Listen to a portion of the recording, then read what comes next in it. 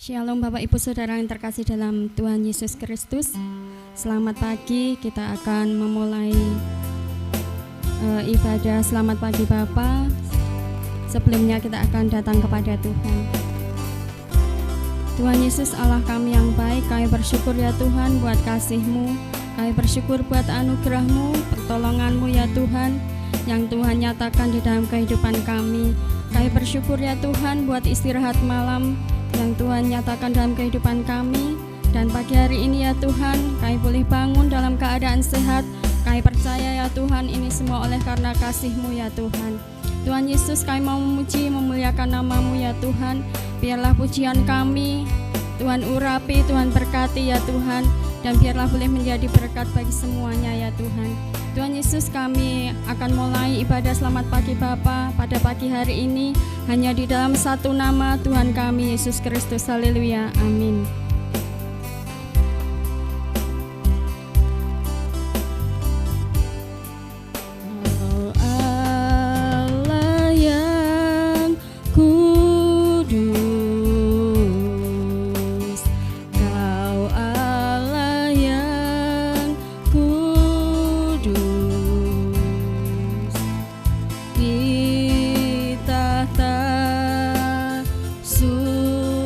Suci-Mu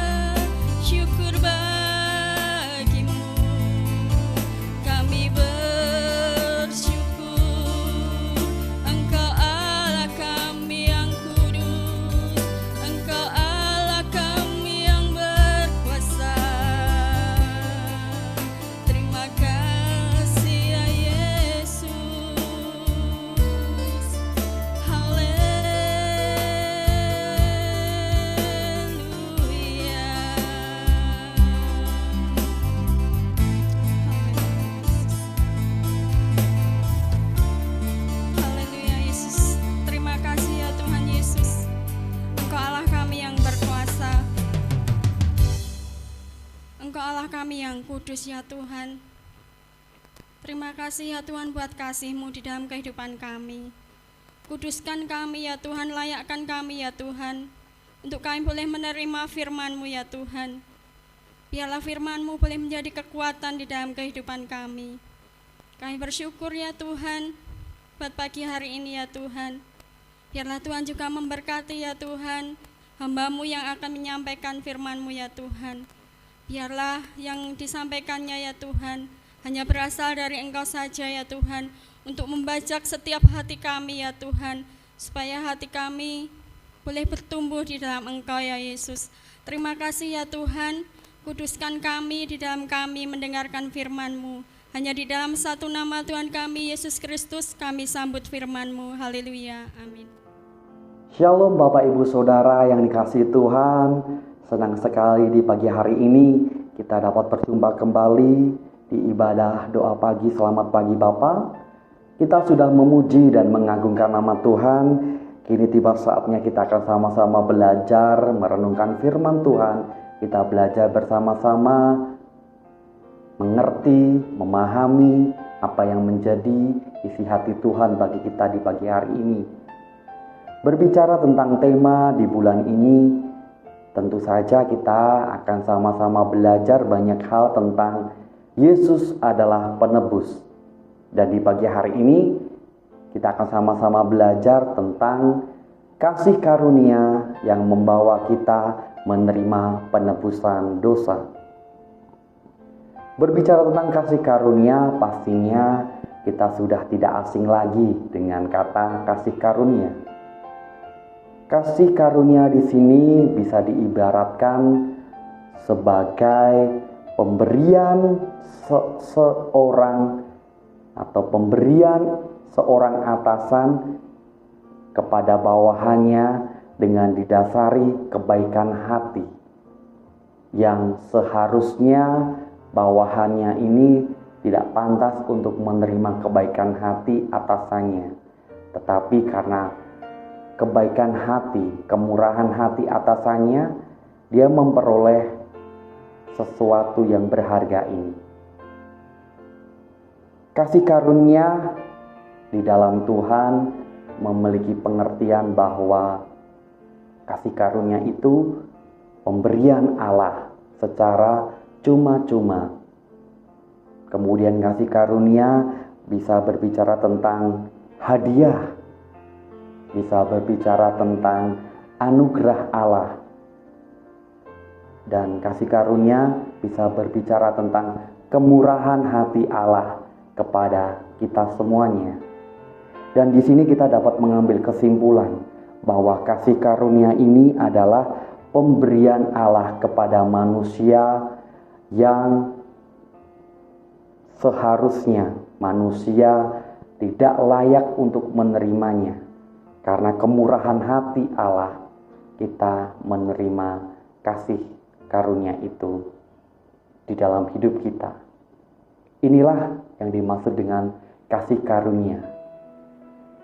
Kasih karunia berbeda dengan belas kasihan. Kita bisa mengambil contoh. Jika anak Bapak Ibu Saudara dibunuh oleh seseorang, secara manusia pasti kita akan menuntut keadilan. Kita pasti akan meminta hukuman seberat-beratnya kepada orang yang sudah membunuh anak Bapak Ibu Saudara. Berbicara tentang kasih karunia dan belas kasihan, bedanya ada di sini Bapak Ibu Saudara. Jika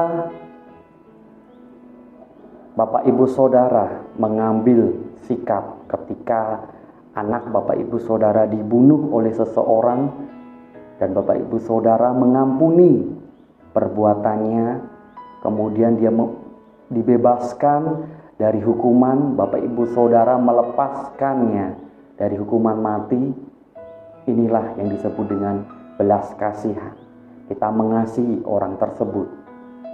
Tapi berbeda dengan kasih karunia. Jika Bapak Ibu Saudara ketika anaknya dibunuh dan Bapak Ibu Saudara mengambil sikap mau mengampuni orang tersebut, mau membebaskan orang tersebut. Tidak sampai di situ Bapak Ibu Saudara. Setelah Bapak Ibu Saudara membebaskan dari hukuman, Bapak Ibu Saudara mengangkat dia menjadi anak Bapak Ibu Saudara. Kemudian Bapak Ibu Saudara memberikan banyak sekali fasilitas-fasilitas. Nah, inilah yang dimaksud dengan kasih karunia. Kasih karunia berbicara tentang sesuatu yang berharga yang seharusnya tidak layak untuk kita terima, tapi kita menerimanya secara cuma-cuma. Kasih karunia di sini adalah inisiatif yang Tuhan berikan kepada kita, bukan karena perbuatan kita, bukan karena usaha kita, tapi karena kemurahan hati Tuhan kita kepada kita. Nah, sebelumnya kita akan baca terlebih dahulu di dalam Efesus 2 ayat yang ke-7.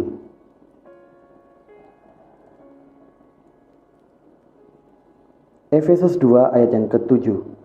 Supaya pada masa yang akan datang Ia menunjukkan kepada kita kekayaan kasih karunia-Nya yang melimpah-limpah sesuai kebaikan-Nya terhadap kita dalam Kristus Yesus. Nah, di sini di ayat ini sudah dijelaskan bahwa oleh kebaikan hati Allah kita melalui Yesus Kristus, kita menerima kebaikan, kita menerima karunia, kita menerima anugerah karena Allah kita memiliki kekayaan kasih karunia. Sebelum kita ada di dalam Kristus, kita adalah manusia-manusia yang penuh dengan dosa. Dan upah dari dosa itu adalah maut. Jadi setiap orang-orang yang ada di luar Kristus nantinya akan menerima maut karena dia harus menerima, dia harus menanggung akibat dari dosa, pelanggaran-pelanggaran yang dilakukan di masa lampau. Bersyukurnya kita ketika kita tinggal di dalam Kristus, kita percaya di dalam Kristus, iman kita tumbuh di dalam Kristus, kita diampuni dosa-dosa kita. Sebelum kita ada di dalam Kristus, kita adalah orang-orang yang berdosa. Kita orang-orang yang penuh dengan kesalahan-kesalahan. Namun oleh kasih karunia Allah, kita yang seharusnya mati karena maut, Tuhan mau mengampuni, menebus dosa kita, bahkan menghidupkan kita dari kematian itu. Kematian karena dosa-dosa kita. Sejak kita menerima Kristus di dalam hidup kita, kita akan menerima kasih karunia ini. Kita akan diselamatkan. Dan kita akan diampuni dari dosa-dosa kita. Kita baca di dalam Efesus 2 ayat yang ke-8 sampai yang ke-9. Sebab karena kasih karunia kamu diselamatkan oleh iman. Itu bukan hasil usahamu, tetapi pemberian Allah. Itu bukan hasil pekerjaanmu. Jangan ada orang yang memegahkan diri. Puji nama Tuhan. Di sini, di ayat ini sudah digarisbawahi bahwa kita diselamatkan, kita ditebus dari dosa-dosa kita. Itu bukan karena perbuatan kita, itu bukan jerih payah kita, itu bukan karena pekerjaan kita, tapi hanya oleh kasih karunia Tuhan, oleh iman percaya kita memperoleh penebusan itu. Jadi, kalau kita sudah memahami bahwa kita ditebus, kita diampuni dosa-dosa kita, itu bukan karena perbuatan baik kita, bukan karena usaha kita, bukan karena pekerjaan kita, bukan karena status kita, bukan karena kesalehan kita, dan juga bukan karena posisi jabatan yang kita miliki, tapi karena iman percaya kita membawa kasih karunia itu, membuat kita ditebus dan dibebaskan dari dosa-dosa kita. Dan di ayat 9 ini dikatakan bahwa jangan ada orang yang memegahkan diri. Nah, kita sudah dibebaskan. Itu bukan karena usaha kita, tapi karena kasih karunia kita, dan sepantasnya kita tidak boleh memegahkan diri. Kita tidak boleh hidup dalam kesombongan. Karena apa yang kita terima itu semuanya berasal dari Allah kita.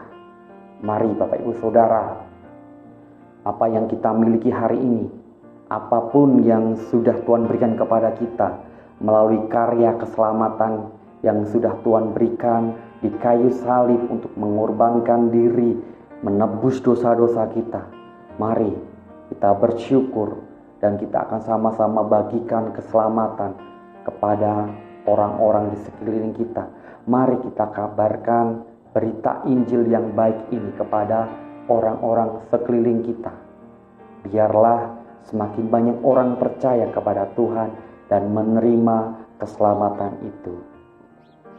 Itu saja yang bisa saya sampaikan di pagi hari ini. Kita akan sama-sama tutup dan berdoa. Tuhan Yesus, kami bersyukur Tuhan untuk pagi yang indah ini, di mana kami boleh belajar bagaimana kami meresponi, bagaimana kami memahami akan kasih karunia Tuhan yang membawa kami untuk menerima penebusan dosa-dosa kami. Tuhan Yesus, kami bersyukur, kami berterima kasih Engkau baik di dalam kehidupan kami. Tuhan Yesus, kami mau serahkan setiap aktivitas kami di hari ini ke dalam tangan Tuhan. Biarlah melalui kehidupan kami, nama Tuhan dibesarkan dan diagungkan. Terima kasih Tuhan, hanya di dalam nama Tuhan kami Yesus Kristus kami sudah berdoa dan mengucapkan syukur kami. Haleluya. Amin. Selamat pagi dan Tuhan Yesus memberkati. Kita akan memasuki saat teduh.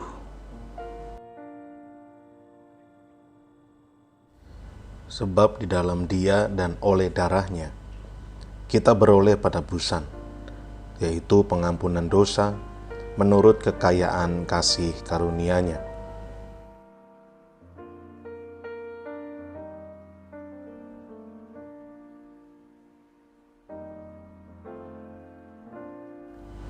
Yang dilimpahkannya kepada kita dalam segala hikmat dan pengertian.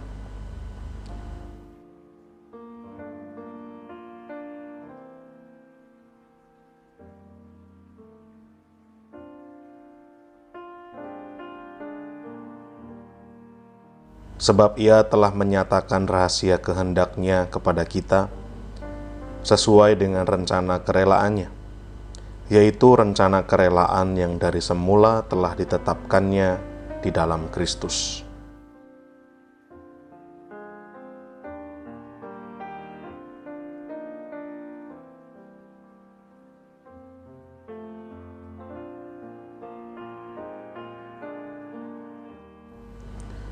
Sebagai persiapan kegenapan waktu untuk mempersatukan di dalam Kristus, sebagai kepala segala sesuatu, baik yang di surga maupun yang di bumi.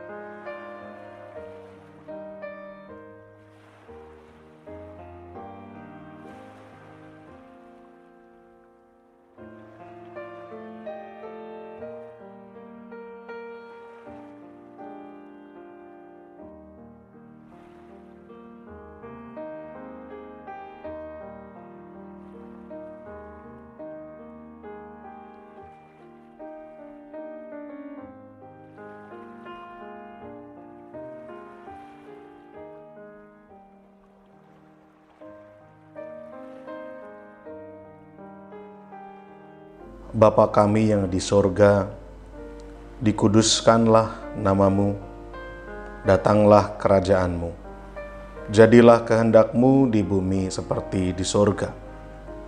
Berikanlah kami pada hari ini makanan kami yang secukupnya, dan ampunilah kami akan kesalahan kami, seperti kami juga mengampuni orang yang bersalah kepada kami.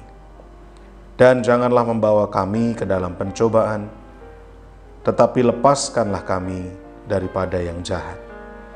Karena Engkaulah yang empunya kerajaan dan kuasa dan kemuliaan sampai selama-lamanya. Amin.